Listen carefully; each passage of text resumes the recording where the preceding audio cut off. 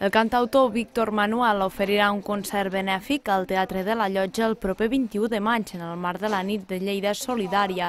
El programa d'actes també comptarà amb un sopar i una subhasta d'obres d'art cedides per artistes lleidatans al mateix Palau de Congressos.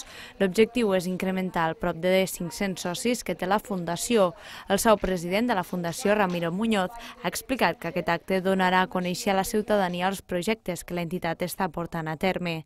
És, per una banda, que la gent pugui, òbviament, gaudir de l'espectacle de Víctor Manuel i, per l'altra banda, mostrar a tota la ciutat, tota la gent que vulgui acompanyar-nos aquest dia, els projectes que està portant a terme la Fundació Lleida Solidària en el camp de la cooperació per al desenvolupament. I, sobretot, també animar-los a que, tal com vulguin, que puguin participar i col·laborar amb els projectes de la Fundació Lleida Solidària. Es preveu que la llotja ompli les 1.000 butaques per escoltar el recopilatori de la carrera discogràfica de Víctor Manuel.